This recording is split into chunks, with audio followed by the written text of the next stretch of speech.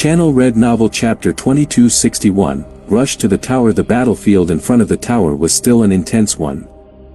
Geo was still looking after the Amra. He would use his strong legs and jump from one side of the battlefield to the other, and using the momentum he skidded across the floor while throwing his arm out, hitting the vampires right in the face. His strong hits could take out most of the vampires in one blow. "Thank you, sir." The Amra thanked him. Geo looked the Amra up and down. Parts of his flesh had completely been cut off. He wasn't in a good state. "You should fall back. Let the beasts do most of the work. I know you want to help your people, but you have already done a lot." Geo answered. "I could say the same for you, sir. As long as you are out here, I will continue to fight as well." It was an expected response from the stubborn Amra. "Fine, but then let's focus on helping our Amra friends, and then we will rest together." Thanks to the demon tier shadow beasts, Geo himself no longer had to deal with the troublesome vampires, and the originals were fighting against each other. This gave him the perfect chance to save as many of the Amra race as he possibly could. His fellow soldier was right though. He was incredibly tired. He had been fighting a lot, and had been in tough fight after fight. His arms were no longer even glowing with celestial energy. Scouting the battlefield, Geo started to look for the other Amra, and that's when he saw the large owl-like beast land directly in front of him. Dust was blown from all sides before its feet hit the floor. On top of the beast's neck though, there were 3 people. Jumping down was Dober, as well as the 2 vampires that had helped the Amra for a while now, Juk and Ronkin. "These boys, they bring a message for us," Dober stated. "It's not exactly from us," Ronkin replied. "The beast, it's telling us that everyone should head back into the tower as soon as possible. The beasts will continue to fight and cover us while everyone is to head inside." Geo thought it was a strange request for them to make. The fight wasn't over. Sure, the tides were turning, but the vampires were getting used to fighting beasts and were utilizing their teamwork as well. You have to remember that an order from the beasts means that it was most likely one that came from Quinn. Juk mentioned. "If he wants us to go to the tower, I would say that it's because he believes that it's the safest place for us," Dober commented. The tower was safe because it practically was a space that existed not on this planet. At the same time, the tower was protected from external attacks, to a degree, but even if it was destroyed and they were all inside, it meant they would all be safe, and it was why the other Amra were currently inside of it as well. If he wants us to head back in the tower, it must mean Quinn is either afraid that we will lose the war, or that everyone is going to get swept up in something big. Nodding, Geo agreed, and they all split up to give the order to the rest of the Amra that were still fighting, telling them all to head to the tower. They tried their best not to shout it, as they didn't want the other side getting wind of what was happening.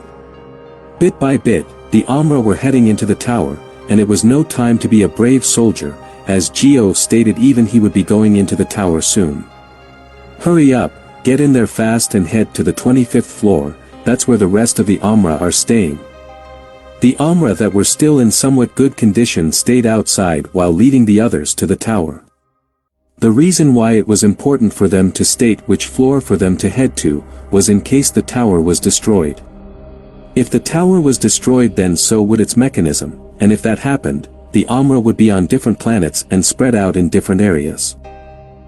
Luckily, most of the Amra had made it into the tower, and only now were the vampires noticing the lack of aliens, as they were too busy fighting against the beasts. At that moment, a large beam of energy could be felt.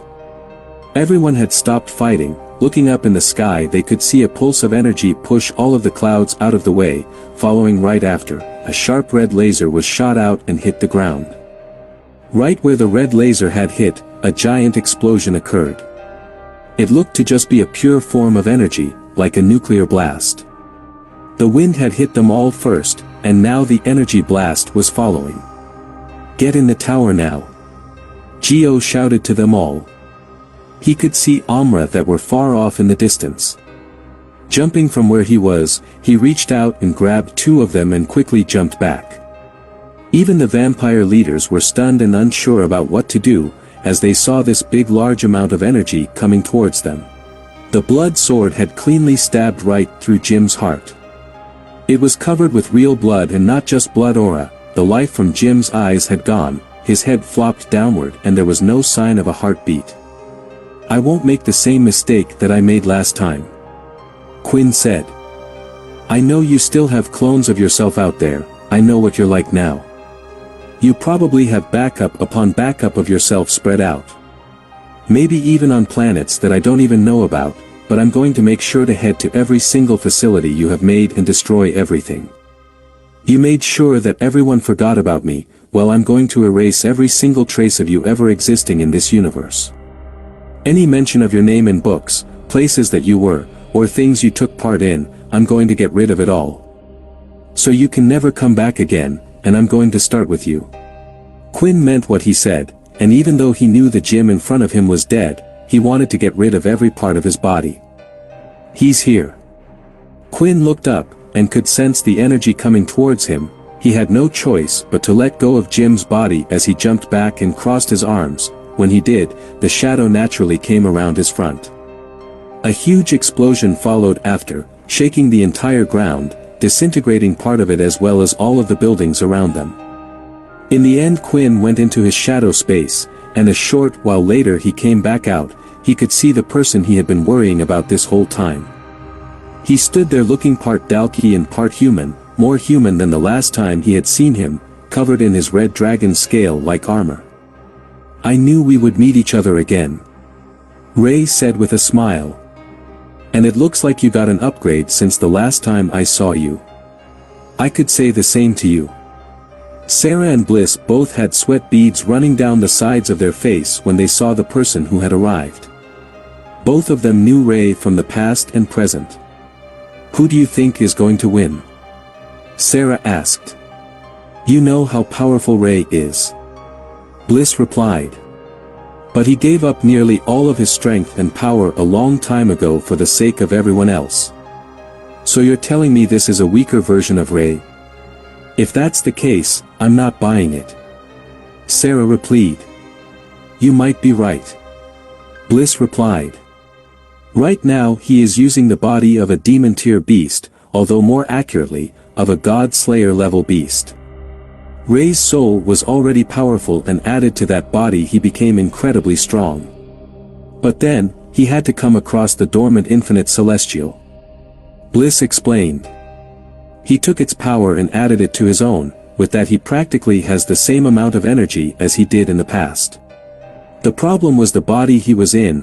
It wasn't as strong as his old body, which was why Ray was going around searching for nest crystals to improve his own body. He was getting even stronger, closer to what he once was, and finally, he managed to get the dragon armor from Edvard that was made from his own body. With the armor, it empowers his current body until the point it was like his dragon one. If you were to ask me, out of Quinn or Ray of the past, 9 times out of 10 I would have told you Ray would win. Although this isn't the old Ray, he's pretty close to what he was in the past." Sarah was silent for a moment, as he picked up on something Bliss said. 9 times out of 10 huh? I guess that means Quinn still has a shot. Channel Red Novel Chapter 2262, Kill Them All. It was the grand conquest of the Marpo crews with the leaders Jack and Jim. So far they had been taking it in turns as to which one was the main attacker when it came to attacking different races. They never had much trouble doing things this way. There were times where the opponent was a little tough, but they always had forces that were bigger and stronger than the other. Yet for the first time, both were having major trouble. Jack had yet to receive any updates from Jim about what was happening, and even if a request for help was sent out, there was no way for him to really help the other in the first place. That was because Jack had a lot of trouble himself. The androids had destroyed many parts of the Marpo crews. The strong Dalki were struggling against their opponent, and in the end, he had to use his trump card, H, and the 6-spiked Dalki, but he had confidence in them that they would be able to get the job done, even if Pine couldn't. The Dalki known as H, and the 2 6-spiked Dalki had landed in the market square.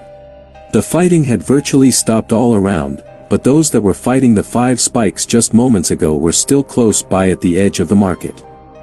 Nearly all of them knew of the being called H. Russ and Layla had seen the visualization of the battle against Syl.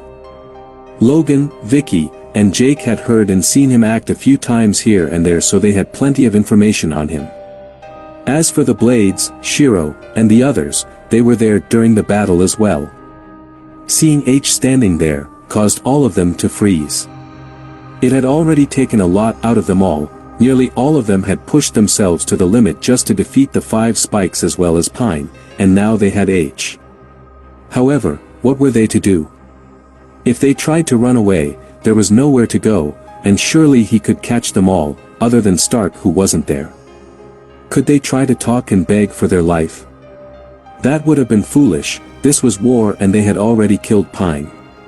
All of this meant, they only had one choice. They had to fight, knowing full well that there was a high chance of dying, no, that they would die.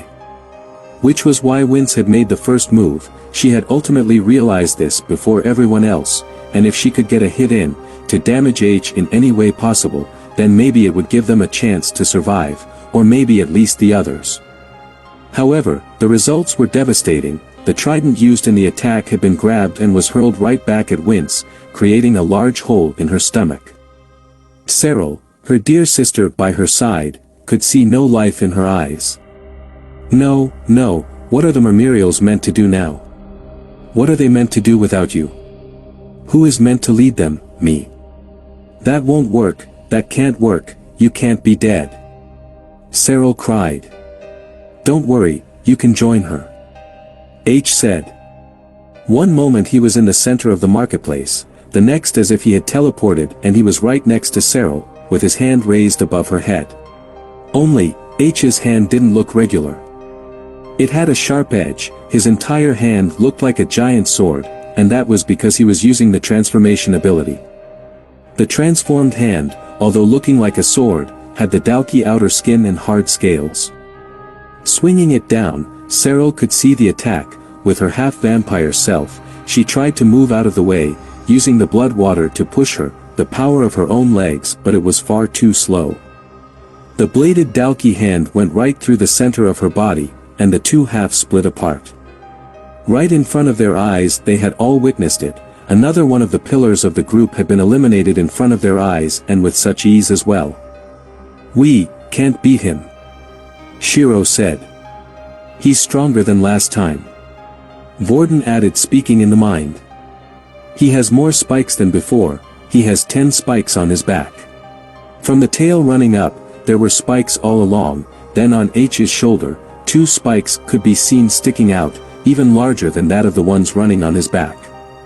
Never had they ever witnessed a 10-spike Dalki before. When they met him on the ship, they hadn't seen his back apart from when he was chasing Stark, and he had done so too fast in the first place. Now they could count the number of spikes easily.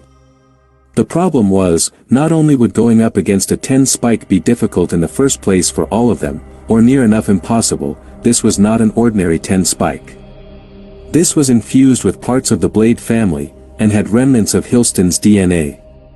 One of the most fierce and cruel blades to ever live. Then he also had multiple abilities running through his body. All of these things were stacking up. Even if they hadn't gone against Pine and the 5 spikes from before, they felt like they would have stood no chance. We were idiots. Shiro clenched his fist. To think that we could rescue Syl from them. We trained so hard, thinking that all that hard work would have enabled us to do something, but we would have never been able to rescue Syl. What are you talking about? Vorden shouted in Shiro's head. We did rescue Syl, and we were all there. So the hard work was not in vain. Does any of that really matter? Ratton said. At the end of the day, no matter what we cry about, we need to fight this bastard, and somehow live. In other areas in the marketplace, there were those that were contemplating what to do. We have to get out of here. If they found out we helped Logan, we could be done for as well. The humans shouted, already running away. I think that's our cue to get out of here as well. Vicky said, putting Logan on her shoulder. What are you doing? Logan said. Didn't you want to take revenge? That person is made up of your family. When we found out, you said you would do everything in your power to take him out. They are already dead. Vicky replied. But you, Logan, you are still alive. Right now, I care about those that are still alive a lot more than the dead. I already nearly lost you, I'm not going to lose you. Then what about Jake? Logan replied. He is still down there, and it looks like he's ready to fight. Meanwhile, there was one more group of people, arguing with each other. We have to go. Russ stated. We can't face that person. I was in charge of protecting you and your family, so I'm telling you now we have to leave. If we leave now, then that means everyone on this planet dies. Everything will have been lost. Layla argued back. And how are we going to beat a guy like that in the first place? Russ shouted back. You beat Pine, didn't you? You were strong enough to beat him, so you can do the same again. I can't. Russ replied. I have already used up nearly all of my powers. Let's just get out of here. Minnie, you want to protect your mom and uncle, right? Then shadow us away, or shadow us to Quinn or something, you can do that, right? In the middle of their arguing, H had returned to the center of the marketplace. He placed both of his hands together, and his fingertips started to cover in frost. In the center of his hand a large ice ball was being made. Let's get rid of everyone in one go. H declared. Even the 2 6 spikes next to H didn't like the sound of that. Channel Red Novel Chapter 2263, No One Brave Enough. No one was quite sure what H was doing as the misty energy gathered in his hands, but soon there was a chill in the air that could be felt by all. Some thought about going in and stopping H. It was clear he was charging up a big attack, yet no one moved. They were worn out from fighting already, and if they did go in, wouldn't it just be speeding up their death? My sword.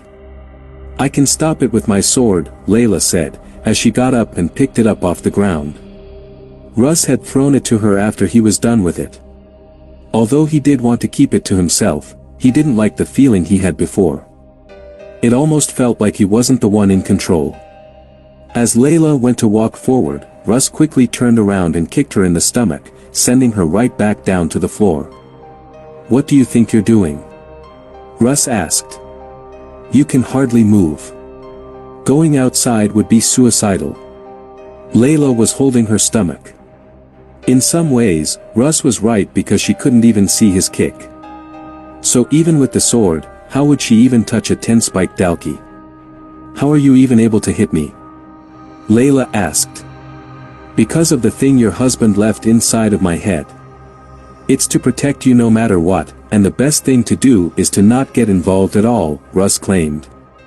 The large ice ball had finished being made from H's hand. It was the size of H's own chest, and when letting it go, the ice ball hit one of the 6-spiked Dalki by his side. Its whole body froze up in an instant. From head to toe, there was now a statue of a 6-spiked Dalki. The other one seeing this tried to run away, but the ice ball made by H after hitting one 6-spike went straight to its closest target, the other 6-spiked Dalki. It jumped but wasn't quick enough as the ball touched its back. It froze in place partly in the air, and then fell to the ground, smashing into tiny pieces. It was clear that the Dalki was dead. If that ice ball completely froze the strong 6-spike like that, if it hits any of us, we're done for. Shiro said. Everyone, run away.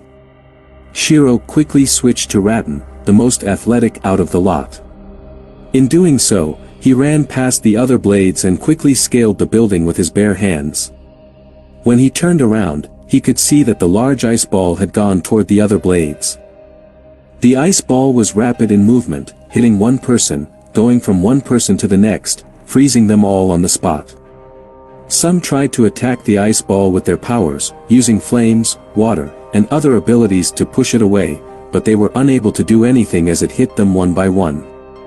We have to help them, Borden claimed. We can't just stay up here and watch them all die. How can we help them? We don't have the power to help them, Rattan claimed. On top of that, H was moving as well. It wasn't very fast. He had a large smile on his face as he entered the field of frozen blades. He was walking slowly to each person and slapping them with his large hands. Each time he did, the ice sculptures would break into multiple pieces.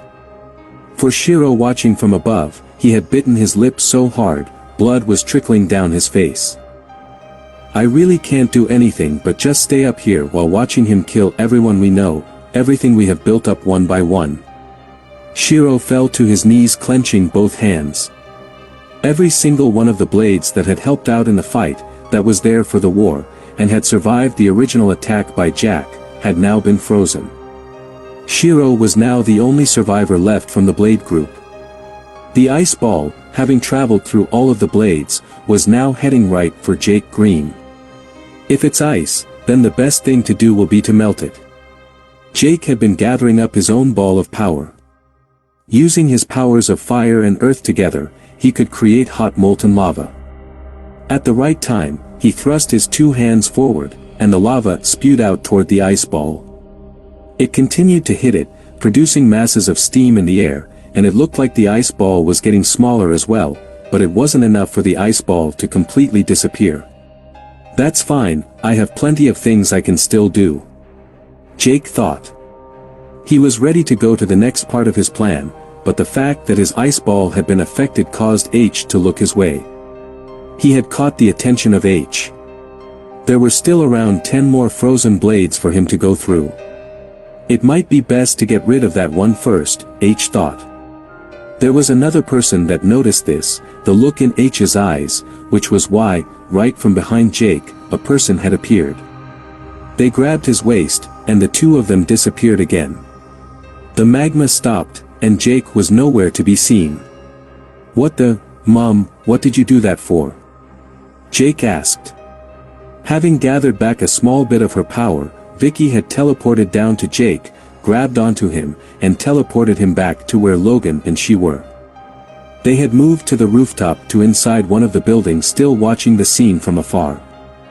You stood out too much, Vicky stated.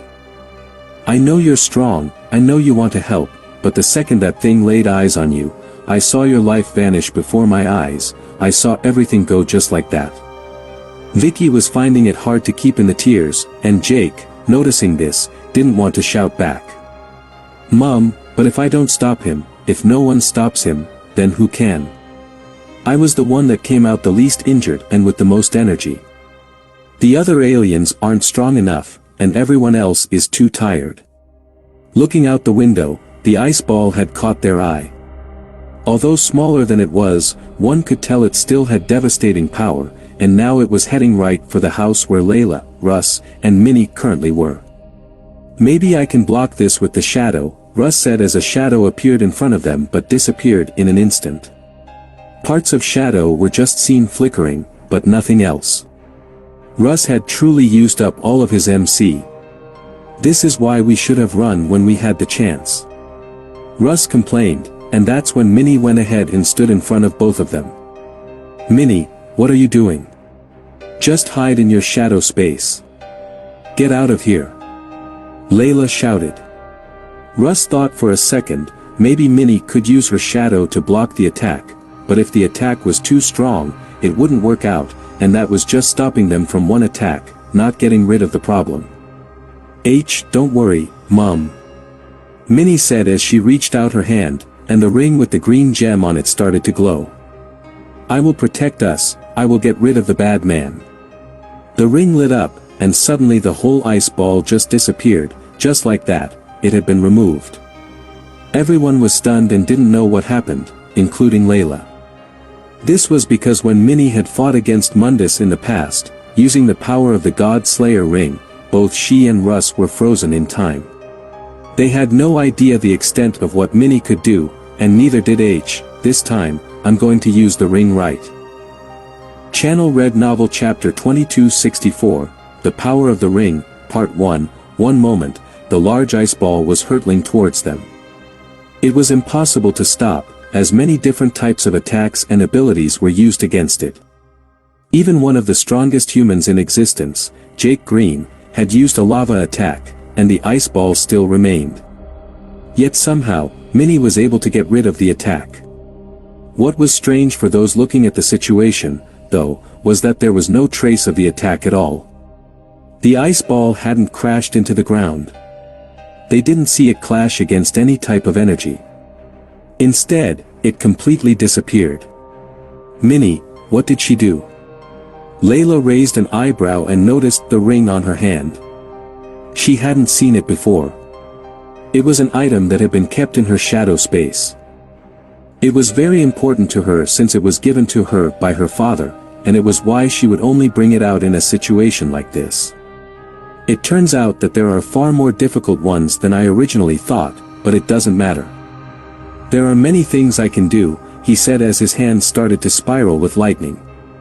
The attack went straight out from his hand, and the blue lightning bolt was going toward the small little vampire, but showing no fear, she lifted her hand up again, and with the ring lighting up, the attack had completely disappeared. The same thing happened and there was no trace of the attack at all. Now Minnie herself had transformed, and she was in her celestial form. Using her large claws, she was charging up a blood aura attack. She threw it out, and a large celestial blood claw attack came out. It looked like a normal blood swipe, only with more condensed energy, and it had the power of celestial energy as well. Seeing this, H was not afraid.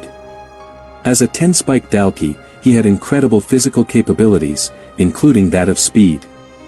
So much so, before coming down, he had decided to not take a speed-based ability. Looking at the attack, he was ready to move out of the way and attack Minnie directly. That was until the attack was suddenly right in front of him. The red aura hit his face and scratched against his hard outer body. Small ripples of red power exploded as the attack managed to hit. However, the attack had barely managed to singe H, and instead, he just had the look of annoyance on his face. Fine, let's see how your strange power exactly works. H stomped on the ground, and the whole floor was instantly covered in ice. Russ picked up Layla and rushed to the upper floors. The ice hit the building and was slowly climbing up, but it had soon stopped, as H had done what he needed to do. Minnie, avoiding the attack, had jumped up in the air. She couldn't stay in the air forever and would eventually have to land back down in the attack. As for H, unlike Jake, he was unable to use two abilities at the same time. As he stopped putting power into the ice, he started to put power into his lightning strike again and threw out, this time, 2 lightning bolts towards her. Minnie quickly moved her hand with the ring, one lightning bolt disappearing and then the other. When she landed back down on the ice, she was completely fine as her feet were covered in shadow, stopping the attack from affecting her. This little one is full of tricks, H said to himself. For now, neither H nor Minnie were going full out against each other. After the first few sets of attacks not working, it was almost as if the two of them were testing each other out. It was incredibly intense for everyone watching as they were waiting for the next one to make their move. So far, though, against all odds of everything they had seen, Minnie was holding her ground. I haven't completely figured it out yet, but I'm getting close, H thought. She didn't bother to do whatever she had been doing so far against the ice attack. There has to be a reason, maybe she was unable to block the ice attack. Then when making my lightning attack disappear, she was only able to make one attack disappear at a time. Does this have something to do with her attacks as well? In the middle of his thoughts, Minnie had stored up power in both of her claws again and threw her attacks out. Just like last time, though, they had just left her fingertips, and as they did, they were suddenly right in front of H's face. This time he was ready, and emitting a large amount of energy from his body, a slightly yellow aura came out, and dispelled the red energy. I can't believe it, that 10-spike even knows chi, what are we meant to do? Layla said. She didn't like the fact her daughter was out there fighting, but she was the only one who was able to go against him so far, and she knew it was because of the God Slayer item that had been gifted to her. It happened again. H thought. The attack didn't suddenly get faster. It was almost as if the attack teleported. Either way, there's no need for me to figure out how she's doing her attacks. What I need to figure out is a way to counter them. If her far attacks can suddenly get close, then this might as well be a close fight. H stomped his foot on the ground again, and a spike of ice rose up from the icy floor right below Minnie. She moved quickly, with the tip of the spike scratching her red celestial skin. It wasn't strong enough to do damage, and part of it frosted for a bit before the power eventually evaporated. Spikes of ice started to come up, chasing Minnie all over the place. But if there was one thing she was confident in, it was her speed. She continued to run across the ice, zigzagging from one side to the other, to dodge the spikes. Then, jumping up, she lifted both feet and pushed off the ice pillar, heading straight toward H. And just like with the attacks, one moment she had pushed off the ice, and the next she was directly in front of H. With a bloody-clawed celestial-powered strike, she swiped right at H, making a fist as hard as she could. Her claws were unable to pierce against the hard scale skin of H, but it had caused his head to move slightly. In retaliation, with his fast reflexes, H swung his arm out, which transformed once again into that of a blade, ready to slice Minnie in half. But the attack had hit nothing but air. From the movement of H's hand, the sheer power emitted from the strike was large and powerful, cutting right through the ice, going through the buildings off in the distance, and continuing on, cutting everything that got in its path. Minnie had regained distance between the two again and was standing right next to the large strike in the ice. Her heart was beating fast because she knew if she had been hit by that, she would have been killed in an instant. I got a hit.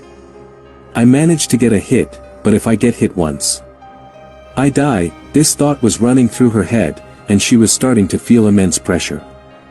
I want to run away, I want to call Dad for help, I want Mommy to fight instead. All of this is really scary, but I promised Dad that I can do this. I can do this.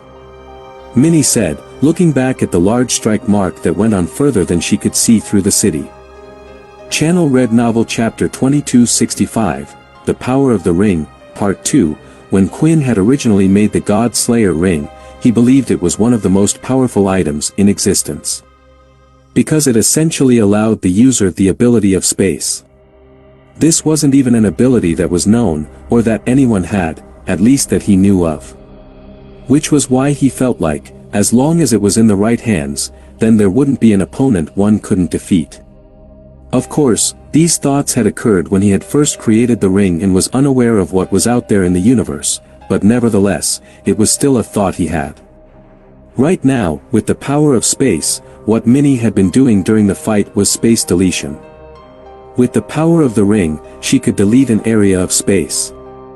This was how she was able to get rid of the ice ball, as well as the lightning attacks towards her.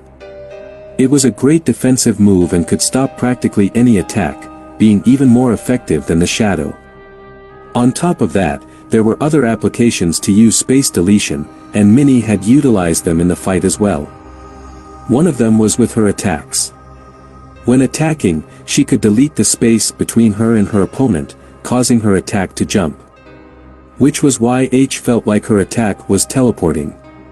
The deletion of space could only be used on the space itself as well as forms of energy and not on life forms. Which was why she was unable to just delete H out of existence, but there was something she could do.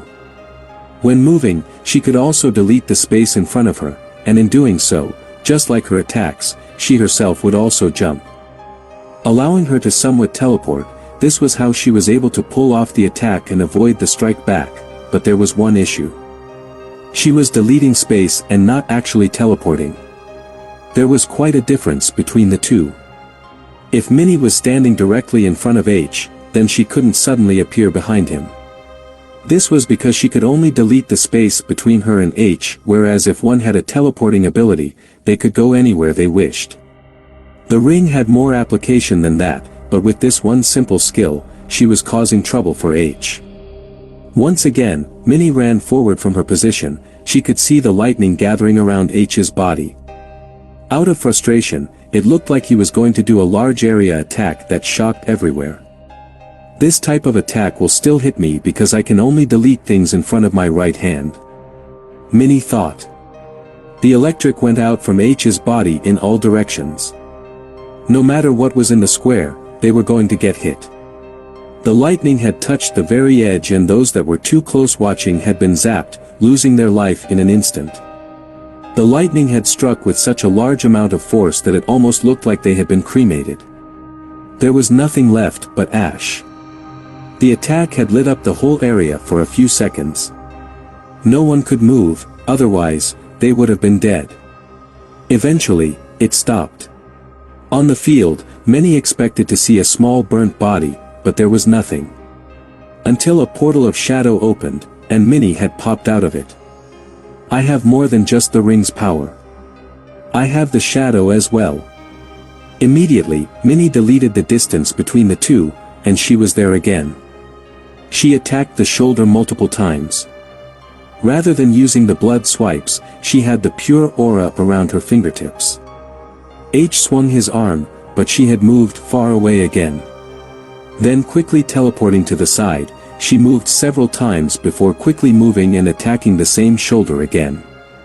Still, despite attacking the shoulder again, her claws were still struggling to make a single mark on H. At this rate, she's going to lose. Jake said from the sidelines. At the moment, sure, she's fast enough to avoid the attacks from H, but it's not like he's slow. If it was anyone else out there, they would have been hit in seconds. She's hitting H multiple times, but her attacks are doing next to nothing. If her attacks can do no harm, then at some point or another, her power is going to run out, and when it does, it's not going to be a pretty sight. Logan was also observing everything that was going on. They were watching Minnie fast in action. It was a game of cat and mouse, and with each attack of H's, everyone had to be careful.